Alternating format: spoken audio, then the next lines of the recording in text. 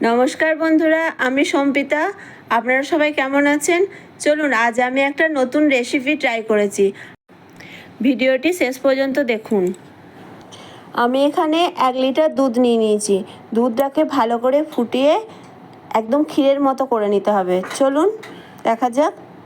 এবার 500 গ্রাম ছানা নিয়েছি। 500 গ্রাম ছানাটাকে জল ঝরাতে দেব। একটা পরিষ্কার কাপড়ের মধ্যে এইভাবে বেঁধে আমি জলটাকে ঝরাবো।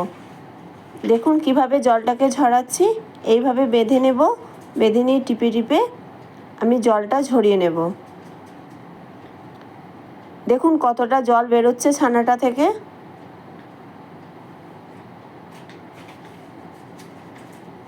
এইভাবে আমি জলটা বের করে নিচ্ছি।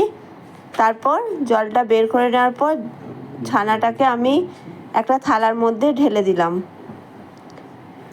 এবার ছানাটাকে ভালো করে মেখে নিতে হবে, যাতে কোনো দানা দানা না থাকে।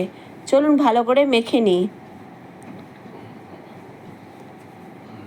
দেখুন ছানাটা কিভাবে জলটা ঝরে গেছে, একদম জল ঝরে গেছে, একটু আর জল নেই কিন্তু। এবার দুধটাও এদিকে ফুটছে। বন্ধুরা, আমার এই রেসিপিটা যদি আপনাদের ভালো লেগে থাকে অবশ্যই ট্রাই করবেন। আর কেমন লাগলো কমেন্টে জানাতে যেন ভুলবেন না। আর আমার চ্যানেলটা সাবস্ক্রাইব করে আমাকে বন্ধু করে নেবেন। চলুন, দুধটা দেখুন ফুটতে ফুটতে অনেকটাই মরে গেছে। দুধটা ফুটুক, আমি ততক্ষণ ছানাটাকে রেডি করে আসছি। এবার ছানাটাকে ভালো করে মেখে নিতে হবে, যেন একটাও দানা দানা না থাকে। এইভাবে মেখে নেবেন ছানাটাকে। আর বন্ধুরা, ছানাটা যদি মাখা না হয় না, ভেঙে যাওয়ার সম্ভাবনা থাকতে পারে। তাই এমনভাবে মাখবেন যেন সফট হয়ে যায় একদম। চলুন এবার আমি ছানাটা থেকে ছোট্ট ছোট্ট বলের মতো রসগোল্লা পাকিয়ে নিই। এই দেখুন আমার ছোট রসগোল্লা পাকানো হয়ে গেছে। অনেকগুলোই হয়েছে বন্ধুরা। আপনারা মনে করলেন অল্প ছানাতেও করতে পারেন। এবার আমি অন্য একটা জায়গাতে 2 কাপ জল আর 1 কাপ মতো চিনি দিয়ে একটা শিরা বানিয়ে নেব। চলুন চিনিটার জলটার মধ্যে দিয়ে দিলাম।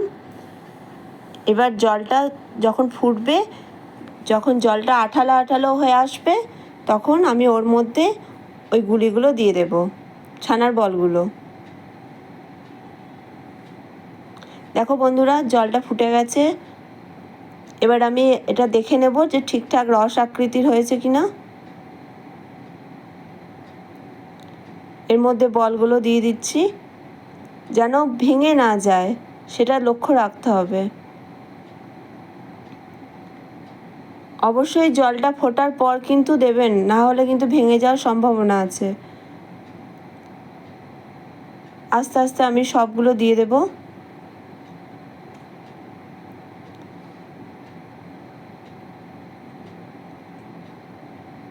দেখো বন্ধুরা কেমন ফুটছে। আমি সব বলগুলোই দিয়ে দিয়েছি। এবার আমি চামচে করে দেখে নেব যে ঠিকঠাক হয়েছে কিনা। দেখো পুরো ছোট ছোট রসগোল্লার মতো হয়ে গেছে একদম। দেখেছো বন্ধুরা, পুরো রসগোল্লার মতো হয়ে গেছে। চলো এবার আমি এটাকে অফ করে কিছুক্ষণ ঠান্ডা হতে দেব।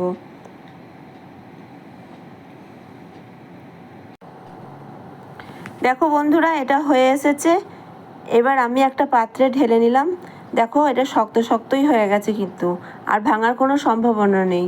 অন্যদিকে দুধটা আমি আর একবার ফুটিয়ে নেব, একটু ঘন করে নিই। এর মধ্যে বলগুলো দিয়ে দেবো। চলো দেখো দুধটা একদম ঘন হয়ে গেছে। এবার আমি ওই ছানার বলগুলো এর মধ্যে দিয়ে দিচ্ছি। দেখো বন্ধুরা কি সুন্দর হয়ে গেছে। চলো এবার গ্যাসের ফ্লেমটা অফ করে দিই, দিয়ে একটা জায়গার মধ্যে ঢেলে দিই ঠান্ডা হওয়ার জন্য। দেখেছো বন্ধুরা, একদম পুরো লোভনীয় একটা জিনিস। তোমরা অবশ্যই ট্রাই করবে কিন্তু। দেখো পুরো রেডি একদম আমার রসমালাই। এবার একটা জায়গাতে ঢেলে নিই, কিছুক্ষণ ঠান্ডা করে নিই, তারপর সার্ভ করব। চলো দেখো রসমালাইটা আমি একটা জায়গার মধ্যে ঢেলে নিয়েছি। এবার সার্ভ করে দিই। অবশ্যই কিন্তু তোমরা ট্রাই করে বলবে বন্ধুরা কেমন হয়েছে, আর কমেন্ট করতে যেন ভুলো না। আর যদি ভালো লাগে প্লিজ একটা লাইক করে দিও, আর চ্যানেলটা সাবস্ক্রাইব করে আমার পাশে থেকো। তাহলে আজ আমি আসি, পরের ভিডিওর জন্য অপেক্ষা করো। টাটা।